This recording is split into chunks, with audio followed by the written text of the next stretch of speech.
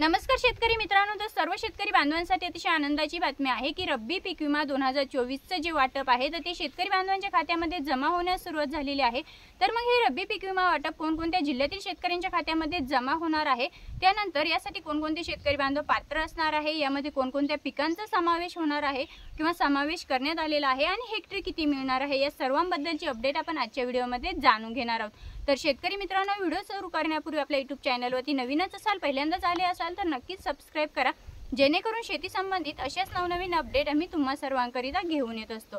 चला तर मग मित्रांनो, व्हिडिओला सुरुवात करूया। तर शेतकरी मित्रांनो, आता रब्बी पीक विमा जो आहे तर तो कोणकोणत्या जिल्ह्यांमध्ये जमा होण्यास सुरुवात झालेली आहे, तर हा रब्बी पीक विमा संपूर्ण महाराष्ट्रातील 34 जिल्ह्यातील शेतकरी बांधवांसाठी आनंदाची बातमी आहे। कारण संपूर्ण 34 जिल्ह्यातील शेतकरी बांधवांना रब्बी पीक विम्याचं वाटप सुरू झालेलं आहे। आणि महत्त्वाचं म्हणजे ज्या शेतकरी बांधवांनी 2024 मध्ये रब्बी पीक विमा भरला होता, म्हणजेच क्लेम केला होता आणि त्यांचे क्लेम पात्र झालेले आहे, तर अशाच शेतकरी बांधवांच्या खात्यामध्ये रब्बी पीक विम्याचं वाटप हे सुरू झालेलं आहे। त्यानंतर मित्रांनो, आता यामध्ये पहिला जिल्हा आहे तो म्हणजे हिंगोली जिल्हा। हिंगोली जिल्ह्याचा जर आपण विचार केला तर हिंगोली जिल्ह्यामध्ये रब्बी पीक विम्याचं वाटप सुरू झालेलं आहे आणि हिंगोली जिल्ह्यामध्ये हरभरा, गहू या दोन पिकांसाठी जास्तीत जास्त शेतकरी बांधवांनी क्लेम केले होते 2024 मध्ये।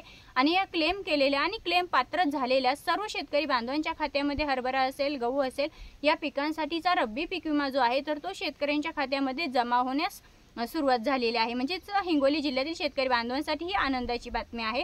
त्यानंतर मित्रांनो, छत्रपती संभाजीनगर जिल्ह्याचा विचार केला तर छत्रपती संभाजीनगर जिल्ह्यामध्ये सुद्धा रब्बी पीक विम्याचं वाटप हे सुरू झालेलं आहे। त्यामध्ये सुद्धा ज्या छत्रपती संभाजीनगर जिल्ह्यातील शेतकरी बांधवांनी ज्या काही रब्बी पिकांसाठीचा क्लेम केला होता आणि त्यामध्ये ते पात्र झाले, म्हणजे त्यांचा क्लेम पात्र झालेला आहे, अशा सर्व शेतकरी बांधवांना छत्रपती संभाजीनगर जिल्ह्यातील शेतकरी बांधवांना त्यांच्या खात्यामध्ये रब्बीचा पीक विमा वाटप होण्यास सुरुवात झालेली आहे। त्यानंतर लातूर, मराठवाड्यातील लातूर असेल, बीड असेल, परभणी असेल, नांदेड असेल, धाराशिव असेल, जालना असेल, म्हणजेच आणि उर्वरित जे काही मराठवाड्यातील उर्वरित जिल्हे राहिलेले आहेत, तर अशा सर्व जिल्ह्यातील क्लेम केलेल्या शेतकऱ्यांना आणि पात्र झालेल्या शेतकरी बांधवांच्या खात्यामध्ये रब्बीचा पीक विमा हा जमा होण्यास सुरुवात झालेली आहे। तर शेतकरी मित्रांनो, आता राहिलेला यवतमाळ जिल्हा, अमरावती, अकोला, गडचिरोली, बुलढाणा याही जिल्ह्यांमध्ये, त्याचबरोबर अहमदनगर असेल किंवा नाशिक असेल, मित्रांनो आता आपण यवतमाळ, अमरावती, अकोला, गडचिरोली, बुलढाणा या जिल्ह्यांचा जर विचार केला तर या जिल्ह्यांमध्ये जास्तीत जास्त हरभरा आणि गहू हे पिकं घेतली जातात। तर त्या जिल्ह्यांमध्ये त्या पिकांचा क्लेमही जास्त प्रमाणात केला जातो आणि त्या पात्र झालेल्या, क्लेम केलेल्या, पात्र झालेल्या प्रत्येक पिकासाठी शेतकरी बांधवांच्या खात्यामध्ये रब्बीचा पीक विमा हा जमा होण्यास सुरुवात झालेली आहे। परंतु आपण जर विचार केला अहिल्यानगर असेल किंवा नाशिक जिल्हा असेल तर यामध्ये रब्बी पिकांमध्ये कांदा असेल, गहू असेल, हरभरा असेल याही पिकांचा समावेश होतो। म्हणजे प्रत्येक जिल्ह्यातील ज्या रब्बी पिकांचं उत्पादन घेतलं जातं, त्या पिकांचा क्लेम केला जातो, तो क्लेम मंजूर होतो, त्या सर्व रब्बी पिकांसाठीचा हा पीक विमा मंजूर झालेला आहे। म्हणजे ज्या त्या जिल्ह्यानुसार, ज्या जिल्ह्यांमध्ये ज्या पिकांचं उत्पादन घेतलं जातं त्या सर्व पिकांसाठी हा रब्बीचा पीक विमा मंजूर झालेला आहे आणि त्याचं वाटपही शेतकरी बांधवांच्या खात्यामध्ये जमा होण्यास सुरुवात झालेला आहे। त्यानंतर शेतकरी मित्रांनो, आता मराठवाड्यातील 8 जिल्हे आहेत, तर या 8ही जिल्ह्यांमध्ये हरभरा असेल, रब्बी ज्वारी असेल, गहू असेल या सर्व पिकांसाठी क्लेम केलेले आणि क्लेम पात्र झालेल्या शेतकऱ्यांच्या खात्यामध्ये हा पीक विमा जमा होण्यास सुरुवात झालेली आहे। त्यानंतर विदर्भ असेल, पूर्व विदर्भ असेल याही जिल्ह्यांमध्ये पीक विमा, रब्बीचा पीक विमा जमा होण्यास सुरुवात झालेली आहे।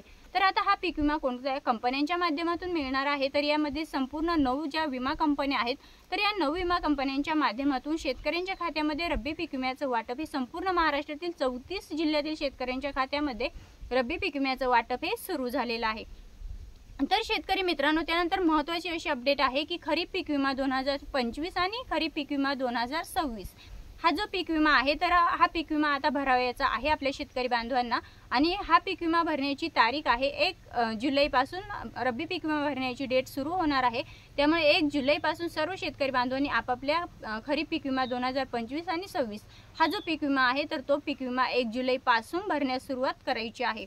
त्यानंतर मित्रांनो, आता हा जो काही पीक विमा आहे 2025 पासूनचा, म्हणजे 2025 ते 26चा, यामध्ये महत्त्वाचे असे बदल करण्यात आलेले आहे। तर मग ते बदल नक्की कोणते आहेत, तर शेतकरी मित्रांनो, यापूर्वी आपण जो पीक विम्याचा लाभ घेत होतो यामध्ये आपल्याला 3 प्रकारचे पीक विमे, म्हणजे 3 पद्धतीने किंवा 3 टप्प्यांमध्ये पीक विमा मिळत होता। तर तो म्हणजे पेरणीपूर्व पीक विमा, त्यानंतर काढणी पश्चात आणि काढणी केल्यानंतर, असे 3 पीक विमे आपल्याला मिळत होते। परंतु आता यामध्ये जे बदल करण्यात आलेले आहे त्या बदलानुसार आता आपल्याला फक्त एकदाच पीक विमा मिळणार आहे, म्हणजे एकाच टप्प्यामध्ये पीक विमा मिळणार आहे। आणि महत्त्वाचं म्हणजे शेतकरी बांधव जे 1 रुपया भरून पीक विम्याचा लाभ घेत होते 2025 पर्यंत, तर तो लाभ काही कारणास्तव बंद करण्यात आलेला आहे। म्हणजे शासनाकडून 1 रुपयामधील पीक विमा योजना ही बंद करण्यात आलेली आहे। आणि हा जो पीक विमा आता आपल्याला मिळणार आहे तर तो हेक्टरी तर मिळणार आहे, परंतु पिकांवाईज मिळणार आहे।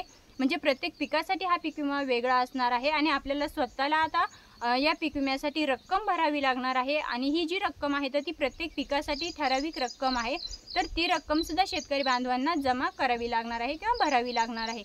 म्हणजे शेतकरी मित्रांनो, आतापर्यंत आपण जे पीक विम्याचा लाभ घेत होतो तर तो लाभ आता बंद करण्यात आलेला आहे आणि वेगळ्या पद्धतीचा लाभ आता इथून पुढे 2025 पासून पुढे शेतकरी बांधवांच्या खात्यामध्ये जमा होणार आहे। मित्रांनो, रब्बी पीक विम्याबद्दलची जी काही अपडेट होती ती तुमच्यापर्यंत शेअर करण्याचा प्रयत्न नक्कीच केलेला आहे। आवश्यक माहिती वाटल्यास आपल्या इतर शेतकरी बांधवांपर्यंत नक्कीच पोहोचवा। पुन्हा भेटूया, तोपर्यंत जय हिंद, जय महाराष्ट्र।